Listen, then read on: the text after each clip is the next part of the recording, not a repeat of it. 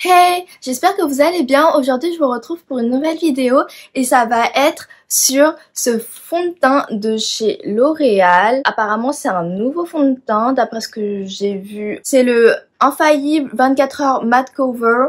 Je l'ai dans la teinte 135 Vanille Éclat. Le fond de teint, il fait 30 ml. Je vais vous faire un petit swatch. C'est un embout comme ça en tube. Voici la teinte. Il n'est pas trop liquide. En tout cas, il ne coule pas. Voici ce que ça donne une fois étalé. Je l'ai déjà testé une seule fois. C'était dans la vidéo Instagram choisit mon make-up. J'avais vu que la teinte était un peu plus foncée et qu'elle s'oxydait un petit peu.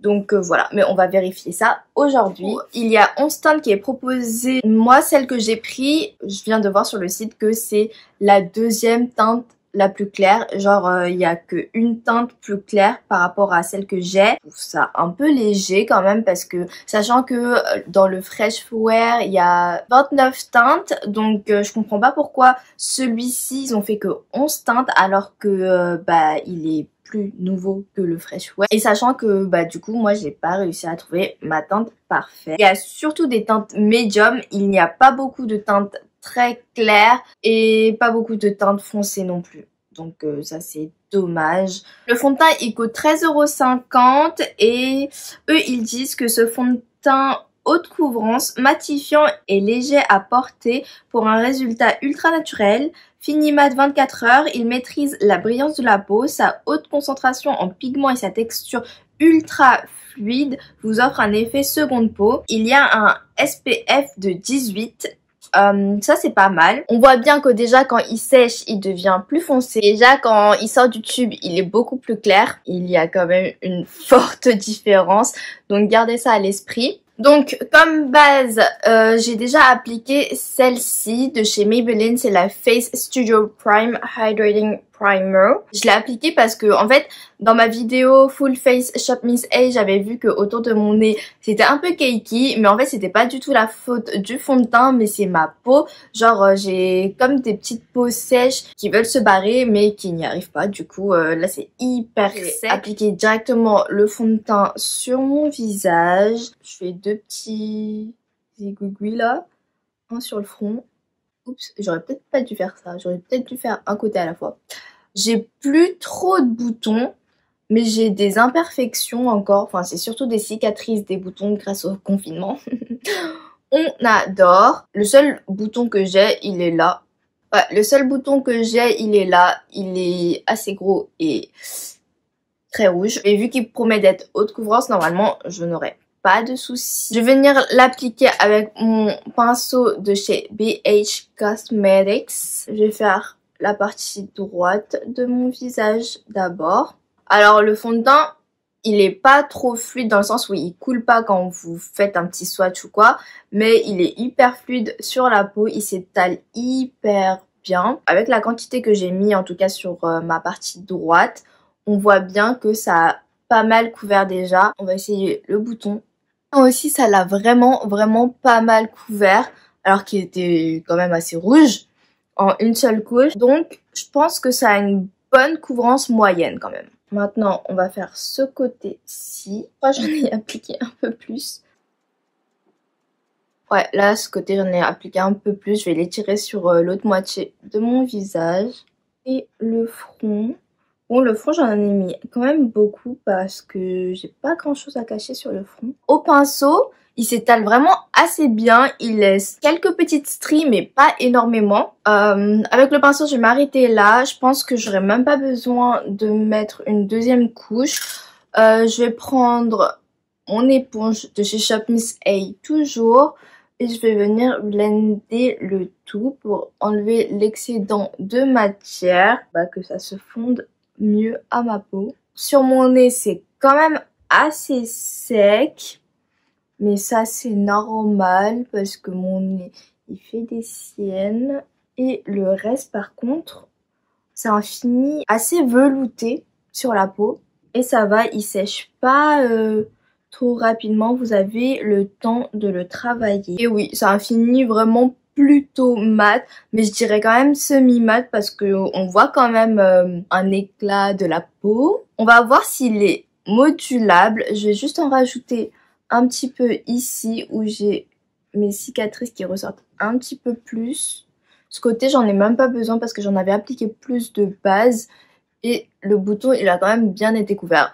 Je le vois encore un tout petit peu, genre au niveau de la rouge. On a appliqué un souillure. J'ai appliqué vraiment une toute petite goutte pour voir si ça camoufle la rougeur. Dans un premier temps, toujours avec le pinceau. Et je vais tapoter pour ne pas trop faire bouger la matière. Oh, j'ai oublié de prendre un anti-cerne, putain. Du coup, le fond de teint, il est bien modulable si vous voulez avoir une forte couvrance. Je vais venir retapoter avec mon éponge. Une seule couche, bah, c'est une bonne couvrance moyenne plus, je dirais. Et avec une seconde couche, ça fait une forte couvrance.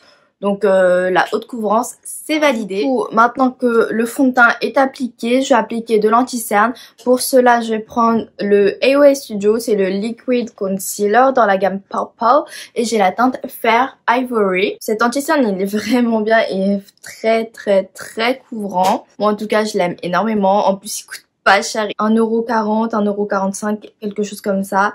Et dedans, il y a 10 ml, ce qui est pas mal. Surtout pour le prix. Dans un premier temps, j'aime bien l'étirer avec mon pinceau. Hop, comme ça. Je l'étire très grossièrement. Tapoter avec mon éponge pour fondre la matière.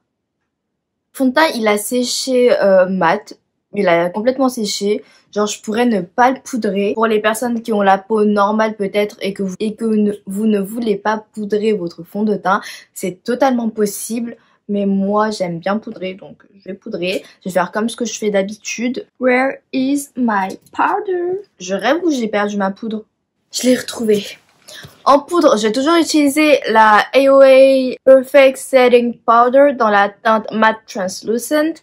Parce que c'est celle que j'ai utilisée avec les autres fonds de teint et pour pas fausser le résultat, je vais utiliser celle-ci aussi parce que je sais que sur le coup elle matifie certes, au fur et à mesure de la journée, enfin la peau retrouve son apparence quoi. Elle matifie bien sur le coup mais c'est tout, franchement c'est pas l'une des poudres les plus matifiantes que j'ai pu tester. Les travaux reprennent, yay! Avec mon éponge, je vais venir poudrer mon dessous d'œil, mais avant on va repasser pour qu'il n'y ait pas de creasing. Alors voilà pour le dessous de mes yeux, j'ai poudré. Maintenant je vais prendre un gros pinceau et je vais balayer l'excédent de poudre. Elle est bien pour fixer le make-up mais après elle ne lisse pas particulièrement le fond de teint. Bah je vois encore mes pores, ils lissent pas vraiment la peau hein, ou l'aspect de la peau. Mais après ce qui est bien c'est qu'il ne marque pas vraiment les zones d'imperfection, c'est-à-dire mes cicatrices. Vous savez quand vous avez des cicatrices c'est quand même assez sec. Bah là ça les a pas marquées du tout. Ça fait un aspect un peu velouté. Vraiment le fond de teint est assez beau. Avec ce qu'il y a dans le capuchon, j'ai juste déposé un voile de poudre partout parce que c'est ce que j'ai l'habitude de faire avec les fonds de teint. Il me fait un petit peu penser au Catrice, le HD Liquid Foundation.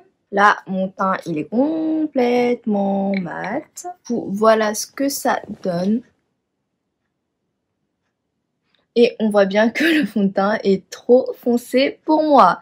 Yay! Du coup, maintenant, je vais finir mon make-up et on se retrouve juste après. De retour avec make-up complet. J'avais déjà mes sourcils de fait. Le produit-ci, c'est le micro tatouage Brow Artist de chez L'Oréal. Oh, il n'y a pas écrit la teinte. Bon, je pense que je l'ai dans la teinte la plus foncée et c'est un produit avec 3 petites dents comme ceci. Et c'est comme une encre style les liners ou quoi. Enfin, c'est moins pigmenté. Vous voyez, vous pouvez faire des petits traits comme ça. C'est plutôt pas mal, juste pour combler un petit peu les endroits vides. Ensuite, sur mes yeux, j'ai utilisé enfin ma palette Amrezy Anastasia. La palette se présente comme ceci. Je vous ai filmé le make-up des yeux. Quand j'ai appliqué mon fond de teint, il était 11 h. Là, il est midi 10.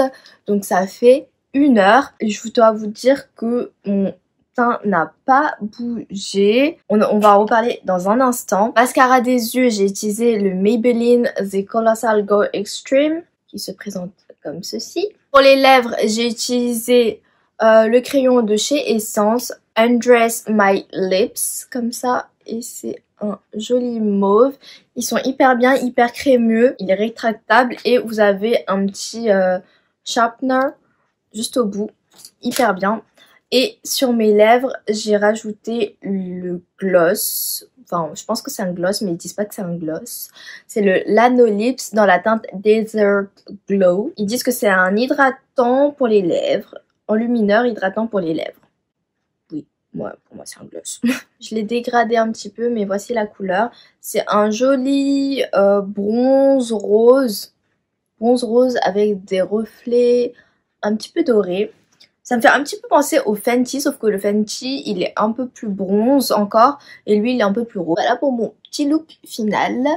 Alors, mon teint, il est très très mat. Ah oui, je me suis aspergée de ce spray Matte Effect, mais il est pas du tout mat. C'est comme si j'avais mis un peu d'eau en soi pour fondre les matières. J'ai utilisé ma palette de chez Hourglass. Celle-là, celle que j'ai, c'était la Ambient Light Edit Unlocked. Mais bon, l'année dernière, il l'avait sorti en version Ghost. Mais c'était exactement la même. Pour le bronzer, j'ai utilisé ces deux teintes-ci mélangées. Pour le blush, celui-ci. Et highlighter, celle-ci. C'est pour ça que j'adore les palettes teint. Parce qu'il y a tout en un et... c'est pratique. Partout où c'est un peu plus lumineux, bah, c'est parce que j'ai appliqué les produits Hourglass. Mais sinon, c'est vraiment mat. J'ai la peau tellement mat. Juste sur mon front, c'est pas méga mat, je trouve. Je trouve que ça garde un peu de la lumière quand même. Mais sinon, tout le reste de mon teint, il est mat, mat, mat. Il transfère un chouïa chouïa. Non, vraiment, presque rien en fait. Donc voilà. Et par contre sur mon nez c'est un petit peu cakey, mais ça c'est pas la faute du fond de teint, c'est vraiment mon nez. Regardez. C'est tellement sec. Oh god. Ouais, mon nez, peine perdue. Mais à part ça, je trouve que ça a un très joli fini. Pour l'instant, ce que ça donne. Hello, me revoilà pour mon avis final. On va voir comment le fond de teint a évolué. Alors là, il est 18h15, donc ça fait un peu plus de 7 heures que je porte le fond de teint. On va voir ce que ça donne, parce que 7 heures en soi, c'est une journée lambda, on va dire. Déjà, on peut voir que tous les produits que j'ai appliqués, ils sont restés à leur place. Ils n'ont pas bougé. Là, on voit que j'ai un peu de fond de teint qui est parti, mais je pense parce que je me suis appuyée très souvent comme ça. J'ai travaillé un petit peu et du coup voilà. Et sinon, par exemple, en ce qui concerne des yeux, ça n'a pas bougé. Au niveau sébum, je vois quand même du sébum. Alors, mon sébum, il a commencé à transparaître à partir de 16 heures à peu près, surtout au niveau du front. Après au niveau des ailes du nez un petit peu aussi. Donc en soi niveau matité et contrôle de sébum, ça je suis pas trop ok, parce que ça me fait ça avec quasiment tous les fonds de teint. Ah oui, je vous ai pas précisé, mais j'ai la peau mixte et ça me fait ça avec tous les fonds de teint, donc il va plus matifiant que d'autres fonds de teint. Si vous avez la peau grasse, c'est à garder en tête. Il y a le sébum qui est apparu, mais je trouve que le fond de teint reste toujours aussi joli, si ce n'est plus joli. Juste au niveau de mon nez, bah ça n'a pas changé, ça reste un petit peu cakey, mais ça c'est l'état de ma peau actuelle, on n'y peut rien. Mais sinon, tout le reste, j'aime plutôt bien. Même entre les sourcils, j'ai pas d'amas de matière ou quoi, alors que ça m'arrive quelquefois. Franchement, en règle générale, moi je trouve que c'est un très bon fond de teint. Il est joli, longue tenue. Parce que là, ça n'a même pas filé dans mes lignes du sourire. Il y a presque rien qu'à filer, mais vraiment presque rien. Après, j'avoue, aujourd'hui, j'ai pas trop rigolé. Je me suis plus posée devant mon ordi et j'ai travaillé un petit peu. Très jolie couvrance, très jolie sur la peau aussi, parce que il est mat, ça donne un aspect velouté. Oui, mais ça n'assèche pas la peau, ça ne marque pas les zones d'irrégularité. Si vous avez des boutons, si vous avez cicatrices comme moi, au niveau des gros boutons, ça perd un tout petit peu de la couvrance, mais rien de dramatique. Franchement, moi j'ai vu beaucoup pire. Et ouais, vraiment, je trouve que c'est un très bon fond de teint.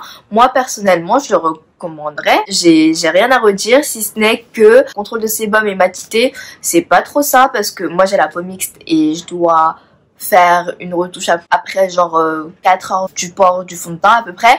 Donc ouais, franchement c'est pas le plus matifiant, mais je pense que le seul fond de teint où j'ai pas besoin de faire de retouche, c'est le All Nighter d'Urban Decay qui contrôle extrêmement bien la brillance.